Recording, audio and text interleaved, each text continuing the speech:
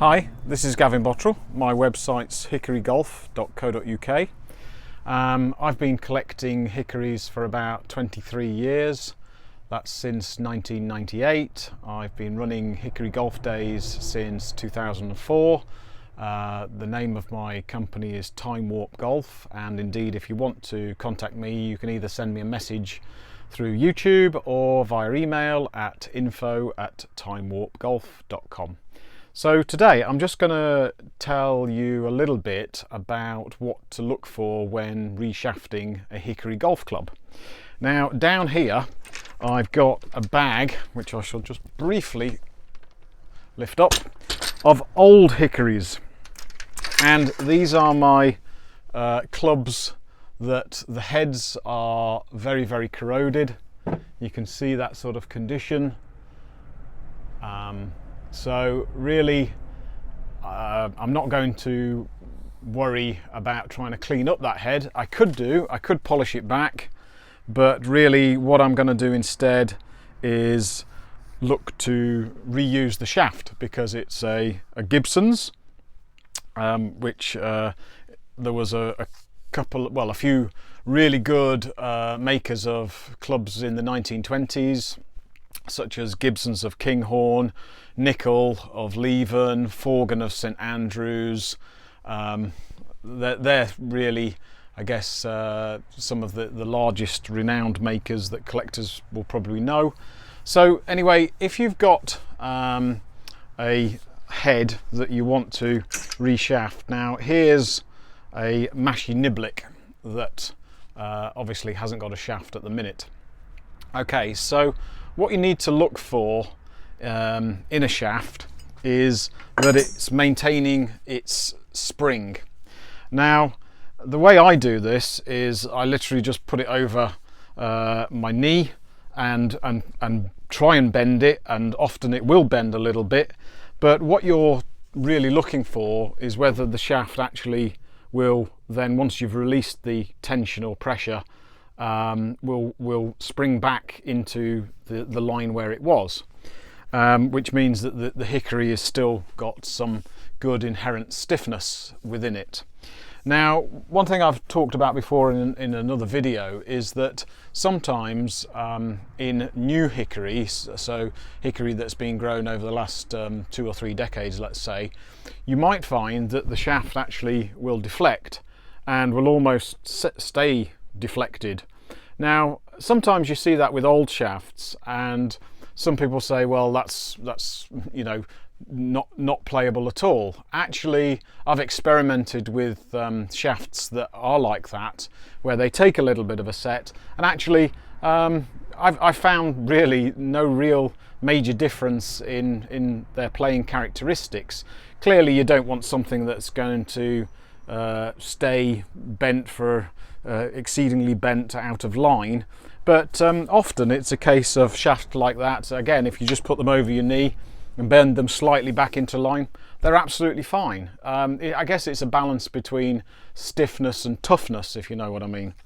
Okay, so one thing that once you've done a few reshafts you become quite knowledgeable about in looking for is what sort of diameter of shaft goes in what sort of club.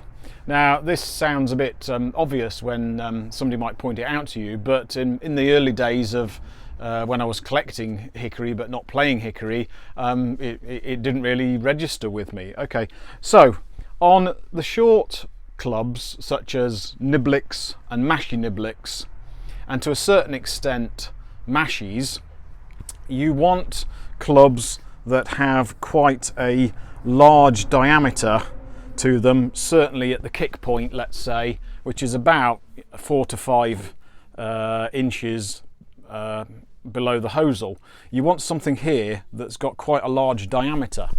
So if, for example, I was to put up here 2 shafts, this one is a Niblick shaft and this is a wood shaft. Now you can see there is a clear difference in diameter on those 2 shafts. And similarly, if I was to pick a long iron, now having not prepared this, maybe this might be evident, maybe it might not. So here's actually a cleek, which is the longest iron of all.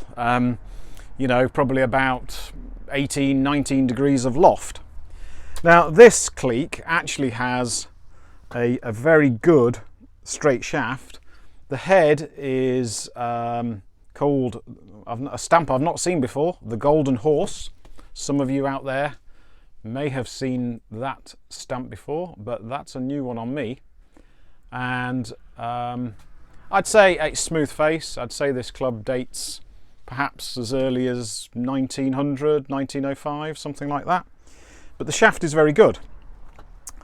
And what I was trying to illustrate was that if I put those two shafts next to each other, again, this is the Niblick shaft and this is the cleek shaft. Now this is actually quite thick for a cleek. Sometimes they are even a little bit more slimmer because you want plenty of whip into the shaft, where with a Niblick or Mashie shot, it's a bit more of a punching down action.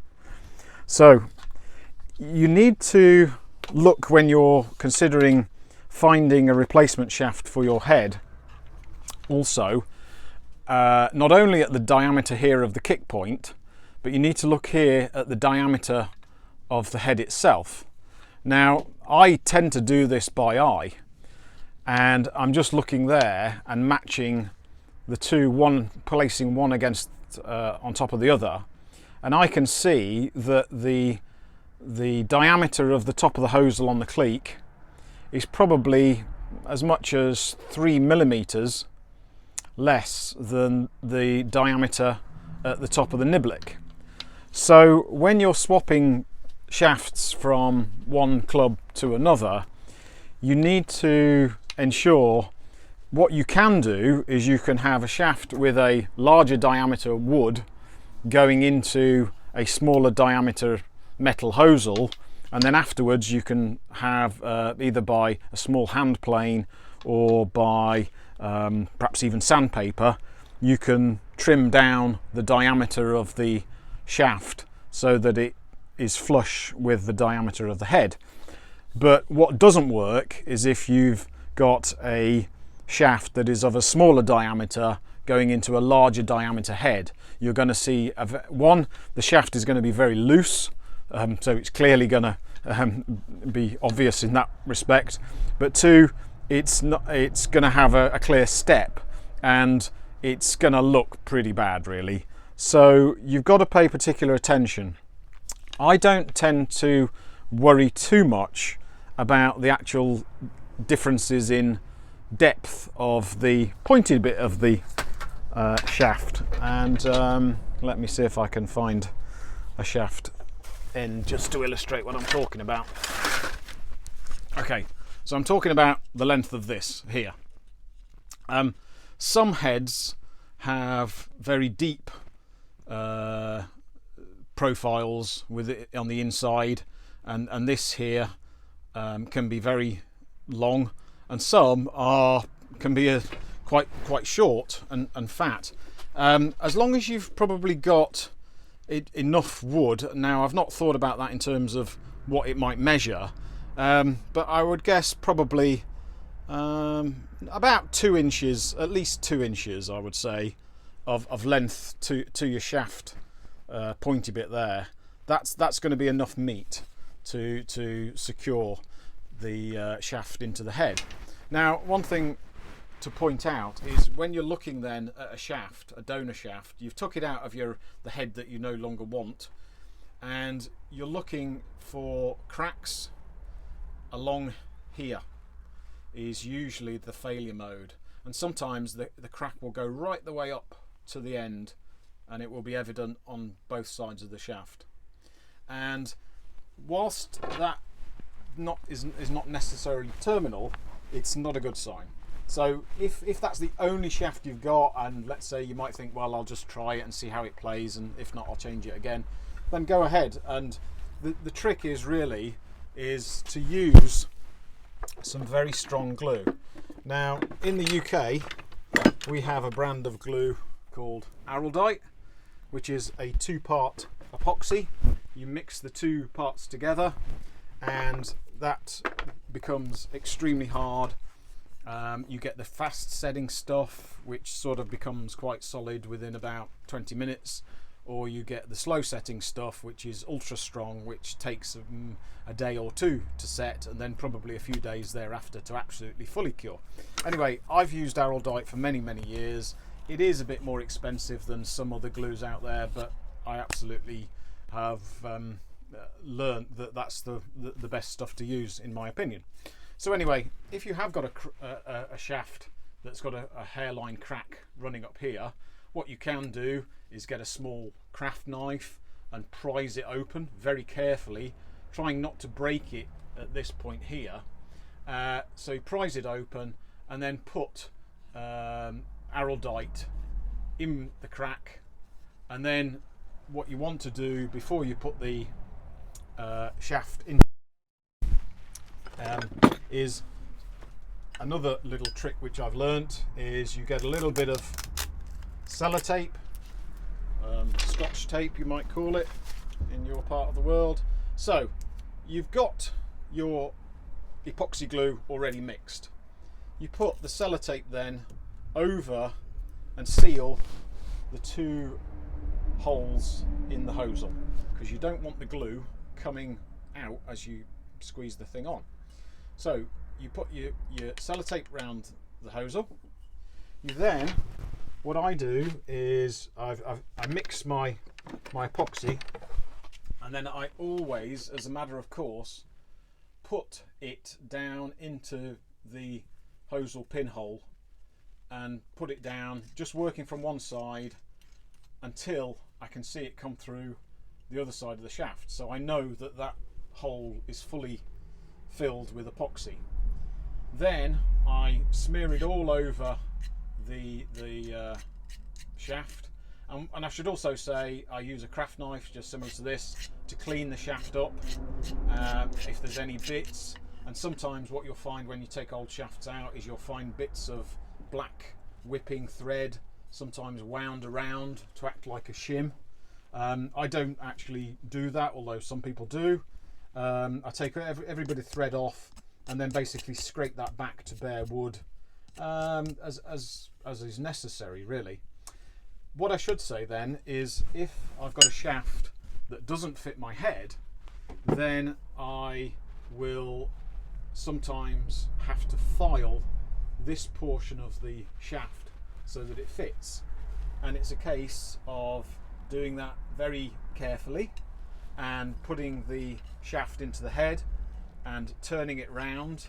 Now this is going to be, let's say, a tight fit, and what you're going to hear a squeaking noise almost sometimes, and then you're going to take the shaft out and you're going to see marks where the shaft has rubbed, and you can almost see this sort of it's this sort of marking here that tells you where it needs to be have some material taken off. I should also say that it's good practice, but I'm a little bit lazy at times in clearing all the rubbish out of the hosel. Some people swear by sort of little brushes that will fit into your hand drill, and you can put that down there and give it a whirl round, and it will clean out all the debris as well to make a nice mating surface. But I must admit, I don't always do that. I just find that if you've put in plenty of epoxy in there, it's not usually an issue. So you put that in, then you've got all your glue over your shaft. You put it in, trying to keep that central so you don't scrape off too much glue when you're putting it in. And then you get another, you hold it with one thumb, you get another piece of sellotape, and you quickly wrap it around the join between the head and the shaft, so because you're going to get glue coming out. That's actually what you want, so it shows that the cavity is full. If you don't panic. You can either take a judgment call of, okay, I'll quickly take the head off and mix some more glue, or no, I've really got enough glue in there, it's not going to be a problem. But then you've got the head on the shaft, and then you put the oh, I think I've just dropped my microphone. you put the shaft to one side to dry with the head standing upwards, because what you want ideally, if you're using particularly long setting glue, is for the glue to run down into the hosel and form a nice watertight joint. Just put my microphone up again, so it might be a difference in sound quality. Okay, so then when you are putting it by, if you've had to put a lot of glue up into the hosel, and you need to make sure, and I've only done it a couple of times over the past few decades, where I've left the head just resting through gravity, and it's sort of, typically it'll bend. This is obviously where the weight is, and the head will sort of cantilever over slightly, and you'll come back the next day and find you've got a weird angle set. And it's a case then of, what you can do is warm up the hosel over I do it over usually a cooker flame, a gas flame, put some heat, or a heat gun would work, put some heat onto here for a few minutes, and then the epoxy should melt enough for you to extract the shaft again and repin it. So what I'm saying is, if you have got a head that you've decided that that's the one you're going to use, but it's a little bit loose when you do this, and you can hear it is rattling, just take care for where you place it by to actually set whilst the glue sets fully. Okay, so I've talked a little bit about shaft diameters. Now, when it comes to lengths of shafts, I have a few bit of a ready reckoners up here that I tend to make my clubs the length of them.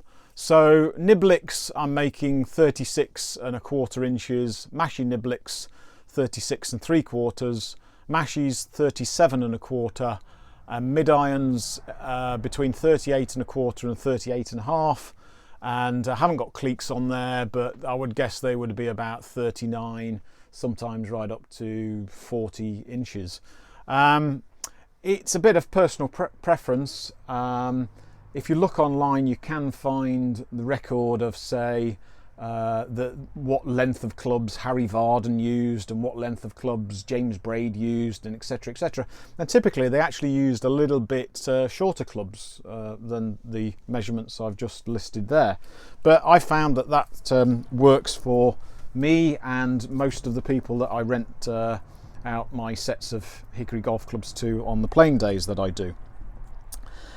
So what I was saying was, it's not too critical to think too much about the length of shaft at this stage. What you're more concerned about is the shaft stiffness and the shaft diameter, because if you've got a really nice shaft that's as much as, well, 1 inch, 2 inch, 3 inches too short, then it's relatively easy to extend a shaft. Now, haven't got one particularly here, but in fact I've got a club here which I am going to lengthen. Let's see if I can find it. You can see I'm well prepared. Is it to hand? No. Okay, well, I'll just talk you through how I would do it. So let's say I want to increase the length of this club by 3 inches. There is a school of thought, and there was a book published by Bob Kuntz many years ago that said you could extend shafts by using a sort of straight doweling technique. Personally, I don't like that technique. It's not been successful in, I've only tried it probably twice, and it was not successful. So the way I always extend shafts is by the scare or splice method. Now, what you need to do is to cut down a diagonal on the shaft for a length of, I would say, at least 4 inches, but it could be longer. And you're actually looking for which way the grain's running, because the grain on the top of this club is running that way. And so if I was to just get a pen to illustrate this, there's the grain, and you want the scare running diagonally like that. Okay, so hopefully you can make sense of what I mean. Not like that and not like that. So what you're doing is you're cutting the scare so that the flats, let's call them, so they're the mating surfaces, are in line with the golf shot. Because when you fit a shaft, you should always fit it so that the grain, the end grain, is actually pointing towards the line of the shot. Now some people, you might also read in some old books, some of the old pros offset it just slightly by about 10-15 degrees. Personally, I've not tried that, but I always fit mine in line with the shot. So again, you're cutting the splice from one tip down at least 4 inches, so that the flat, if you had it in the club in the address position, so that the flat is actually pointing towards you on the lower piece of the club. Okay, then you're going to get your extension piece. Now this isn't exactly what it's going to look like, but there's essentially a piece that I've cut off another shaft. So you would cut down effectively like that, and you would be left with that. Okay, does that make sense? So hopefully. So this is just an offcut. There's no use for this anymore. But what you're going to do is you're then going to cut the mating face. Now you've got to use a bit of your imagination here. That there contains a cylinder of wood up to the required length. Okay, and you're going to cut your extension piece so that it's again the same length, be it 4 inches, 4.5, 5 inches. And then you're going to, what you need to do is ensure that the diameters are the same, are at over the distance that they're overlapping, because if you can imagine, the two pieces fitting together will form hopefully nearly a perfect cylinder when looked from above. If you've got very different diameters, or even as much as 2 millimeters difference diameters of your two matching pieces, then when they mate up, this extension piece will be usually not in line with the shaft. It will be pointing one way or the other, and it'll look very, very strange. And you'll think, well, why didn't that work? But if you've got two diameters that are within a millimeter of the same, and you cut exactly the same length of scare, when you put them together like magic, it will form again a perfect cylinder and will extend your shaft however many inches you would like it. Now, it's worth saying, might be obvious, that when you're extending a shaft, you're going to always bother to cut it and glue it. So overcut it, make it over length, because you may very well, once the glue's set, and equally I should explain what I do is, once I've cut my flats, I then take a sharp knife, and got my knife to hand? Yes, I have. And placing the two mating bits down on the bench, but I shall do this in mid-air to try and illustrate, I take my very sharp knife and I score it down the mating faces, and I'm just trying to get nice little grooves, because what you want is to increase the surface area of the mating faces so that it makes and something for the glue to key into. So you must roughen them quite considerably, and I tend to find that this bread knife technique works fantastically. So I put that down, and you can hear me there, I am sawing into the wood.